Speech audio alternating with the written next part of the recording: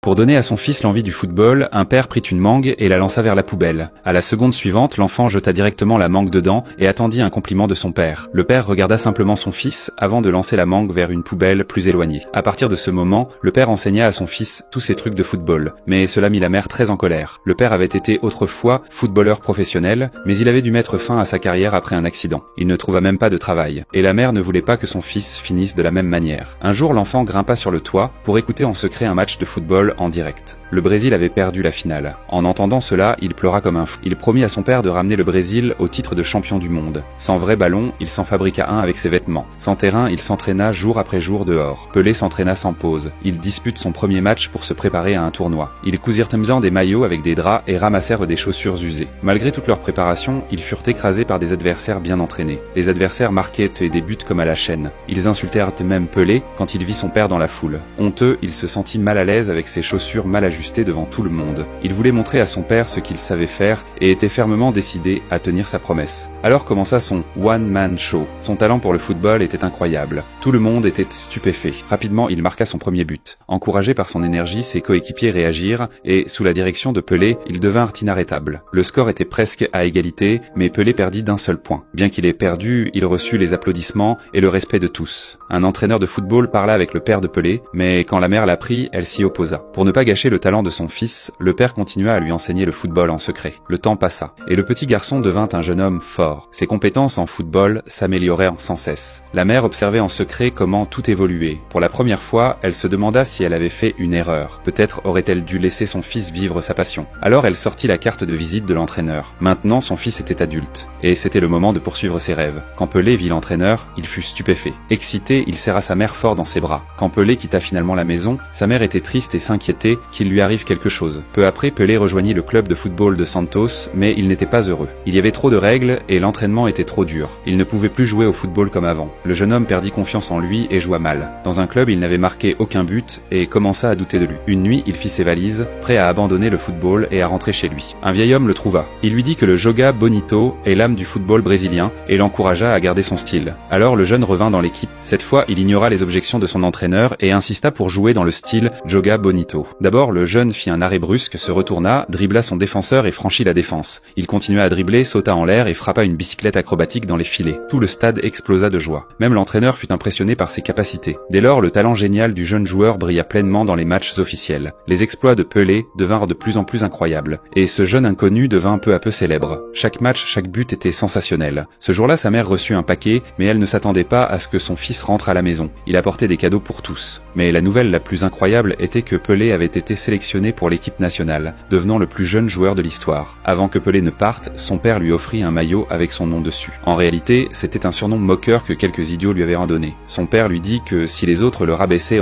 il devait s'en défendre. Quand Pelé entra sur le terrain de la Coupe du Monde, il n'avait que 17 ans. Il était le plus petit et le plus frêle de tous les joueurs. Les spectateurs étaient en confus. Le Brésil semblait manquer de joueurs. Comme prévu, Pelé fut durement attaqué par les adversaires dès le début. Tout le monde était extrêmement nerveux. Peut-être que sa mère ne comprenait rien au football, mais elle espérait seulement que son fils resterait sain et sauf. Quand Pelé vit qu'il n'y avait que peu de supporters brésiliens dans ce grand stade, il se calma rapidement. Ce moment ressemblait à son premier match. Personne n'aurait pu imaginer que ce jeune joueur allait stupéfier tout le monde par son talent. Il commença à montrer au monde sa brillante technique de Joga Bonito, en surmontant la défense adverse uniquement grâce à son habileté. Ces gestes, que seul son père connaissait, représentaient un rêve que lui-même n'avait jamais pu réaliser. Finalement, il fit une feinte, prépara la frappe d'un coéquipier et assura le premier point. Sous la direction de Pelé, l'équipe nationale brésilienne était maintenant totalement présente, inarrêtable. Quand Pelé marqua son 4e but, les larmes coulèrent sur le visage de tous les Brésiliens. Même les Européens arrogants furent impressionnés par le talent de Pelé. Peu après son dernier tir, Pelé s'effondra sur le terrain, et le Brésil gagna la Coupe du Monde avec 4 points d'avance. Ce fut la première Coupe du Monde que Pelé remporta à l'âge de 17 ans.